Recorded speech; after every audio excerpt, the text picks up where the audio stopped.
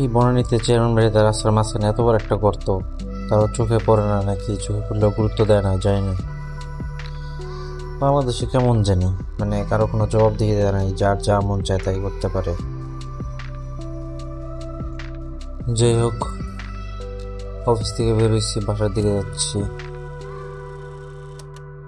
রাস্তায় খুব বেশি রাশ নাই, খালি, কিন্তু আমার রাশ কেন রাশ তা জানি না।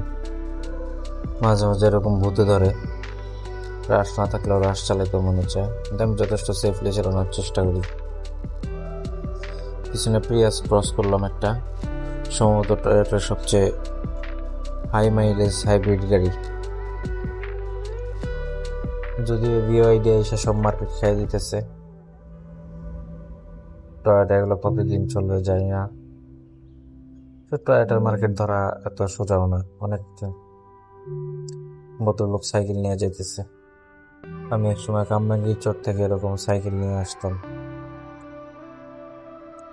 প্রতিদিন আসতাম, আমার যাইতাম, ফ্লাইওভারে উঠতাম, ফ্লাইওভার থেকে নামতাম। নামার সময় মজা লাগতো, ওঠার সময় প্যারা লাগতো। এখানে একটু রাশ, সমস্যা নাই, আমিও রাশ।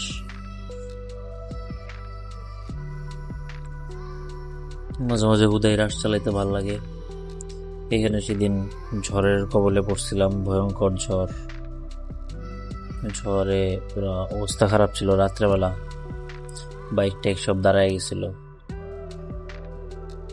বৈশাখী হেমায়তপুর থেকে আসে, আমারও এই বর্তমান বনানীর অফিসের রুটের জন্য এটা বেস্ট বাস, কারণ এটা হচ্ছে হেমায়তপুর থেকে ওঠা যায়। হেমায়তপুর থেকে গাবতলী, মিরপুর হয়ে লিংক রোড দিয়ে ঢুকে বৈশাখী আর ওই দুইটা বাস। এবং ওদিক থেকে আসতে চাইলে এই দুইটাই লাস্ট অপশন আর কি, এটা ছাড়া তেমন কোনো অপশন আছে বলে মনে হয় না। প্যারা হয় যদি ওই জন্য যানজট থাকে, সময়ও লাগে বেশি। আর হচ্ছে আগারগাঁও আসলে আগারগাঁও থেকে হচ্ছে ভুইয়াতে ওঠা, কিন্তু ভুইয়াতে আমি আসলে কখনো কাউরে জায়গা পাতে দেখি নেই, খুবই বাজে অবস্থা। এটারও তো অবস্থা খুবই খারাপ মনে হচ্ছে।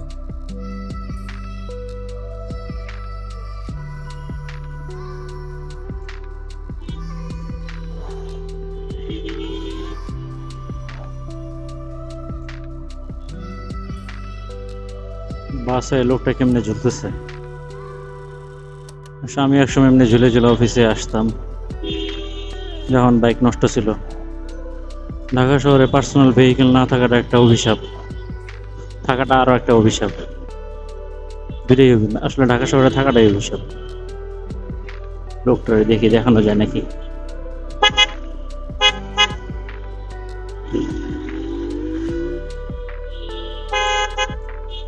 স্কুটি গুলো এমন কচ্ছপ গতিতে যায়, নিজেও যায় না, যাইতেও দেয় না।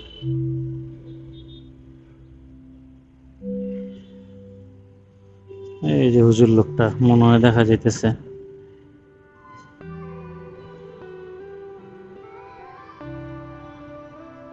এক সময় এক পা বাইরে দিয়া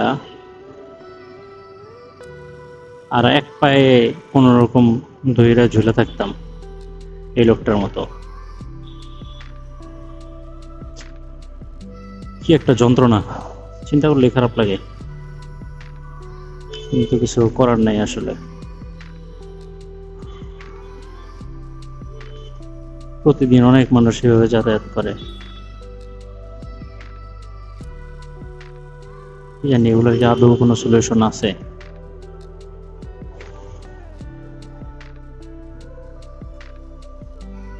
এখন মনে হয় লোকটার কাছে একটু জায়গা হবে, লোক যাত্রী মনে হয় নামতেছে।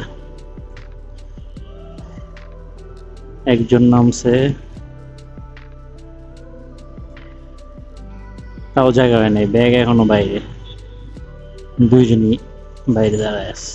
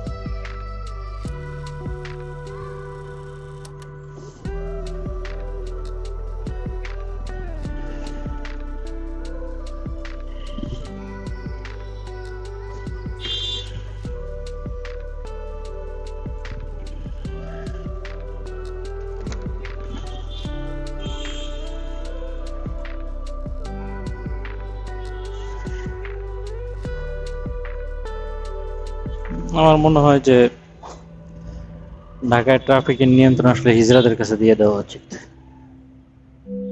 ভালো একটা স্যালারির বিনিময়ে। পাবলিক ভয়েই ট্রাফিক আইন অমান্য করতে পারবে না।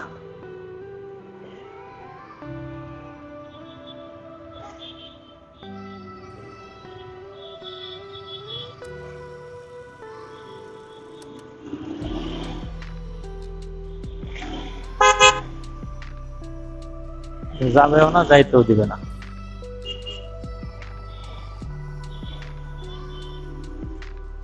আর সেদিন একটা ভিডিওতে দেখলাম একটা লোক এমন ফুটপাত দিয়ে যাইতেছে মোটরসাইকেল নিয়ে, নিজেরা যায় সামনে দাঁড়াইছে নিচে নামার জন্য, জামা কাপড় খুলে ফেলাইতেছে, এমন অবস্থা। এখন এরকম যদি করে তাহলে ভয়ে, হিজড়াদের ভয়ে কেউ ট্রাফিক রুলস অমান্য করবে না।